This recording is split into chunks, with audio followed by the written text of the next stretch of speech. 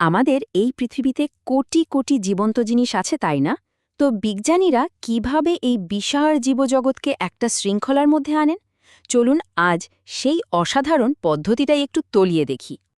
একদিকে যেমন আছে এই রয়্যাল বেঙ্গল টাইগারের মতো বিশাল আর জটিল প্রাণী, আবার অন্যদিকে আছে মাশরুমের মতো অদ্ভুত জীব, যারা মরা পচা জিনিসকে ভেঙে মাটির সাথে মিশিয়ে দেয়।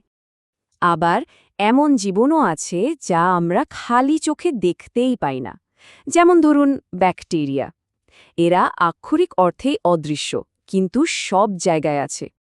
তো প্রশ্নটা হলো, এই যে লক্ষ লক্ষ প্রজাতির এক অসাধারণ সমাহার, এই সব কিছুকে গোছানো শুরু করা যায় কোথা থেকে? বিজ্ঞানীরা কিভাবে এই বিশাল কাজটা করেন? এর উত্তরটা হলো একটা দারুণ সিস্টেম বা ব্যবস্থা, যা এই বিশাল জীবজগৎকে একটা লাইব্রেরির মতো করে সাজিয়ে তোলে। এই পদ্ধতিটারই একটা গালভরা নাম আছে, ট্যাক্সোনমি বা শ্রেণীবিন্যাসবিদ্যা। সহজ করে বললে এটা হলো জীবজগতের নামকরণের আর শ্রেণীবিভাগের বিজ্ঞান। আর এই আধুনিক সিস্টেমের মূল কারিগর ছিলেন সুইডিশ উদ্ভিদবিজ্ঞানী ক্যারোলাস লিনিয়াস। তাকে তো আধুনিক শ্রেণীবিন্যাসের জনকই বলা হয়। আসলে পুরো ব্যাপারটার মূল উদ্দেশ্য কিন্তু খুবই সহজ, জীবজগৎকে এমনভাবে সাজানো যাতে যে কোনো জীবের পরিচয় জানা এবং তাদের নিয়ে পড়াশোনা করা অনেক সহজ হয়ে যায়। লিনিয়াস একটা স্তরবিন্যাস তৈরি করেন, যা অনেকটা ওই রাশিয়ান দলের মতো, একটার ভেতরে আরেকটার। সবচেয়ে বড় দল অর্থাৎ রাজ্য বা কিংডম থেকে শুরু করে একদম নির্দিষ্ট প্রজাতি পর্যন্ত ধাপে ধাপে সাজানো হয়। চলুন এবার দেখি এই পদ্ধতি মেনে গোটা জীবজগৎকে কোন 5টা প্রধান ভাগে বা রাজ্যে ভাগ করা হয়েছে। জীববিজ্ঞানী আর এইচ উইটেকারের দেওয়া এই 5 রাজ্যের মডেলটা আমাদের গোটা জীবজগতের একটা পরিষ্কার ছবি তুলে ধরে। প্রথম রাজ্যটা হল মনেরা।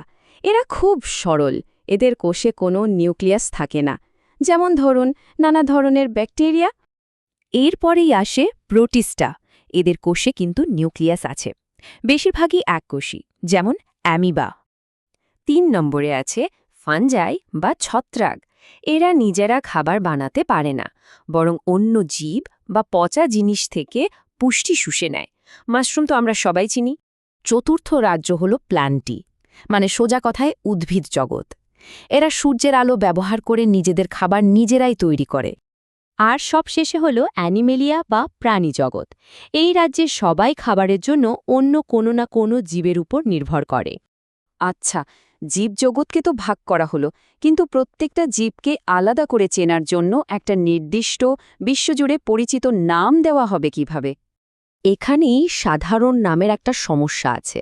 ধরুন একটা পাখিকে আমরা এক নামে ডাকি, অন্য দেশের লোক আবার অন্য নামে ডাকে।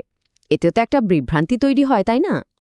এই সমস্যা মেটানোর জন্যই লিনিয়াস দ্বিপদ নামকরণ পদ্ধতিটাকে জনপ্রিয় করেন, মানে প্রত্যেকটা প্রজাতির জন্য 2টো ল্যাটিন শব্দ দিয়ে একটা ইউনিক নাম। এই পদ্ধতির সৌন্দর্যটা একবার ভাবুন।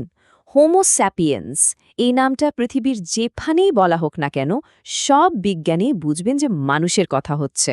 এটা যেন বিজ্ঞানের একটা গ্লোবাল কোড।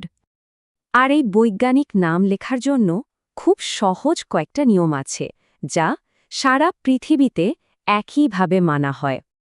এই অসাধারণ পদ্ধতিটা শুধু জীবজগৎকে গোছাতেই সাহায্য করে না, এটা আমাদের এটাও মনে করিয়ে দেয় যে প্রকৃতির এই বিশাল লাইব্রেরিতে এখনও কত অজানা অধ্যায় রয়ে গেছে, যা আমাদের আবিষ্কার করতে হবে।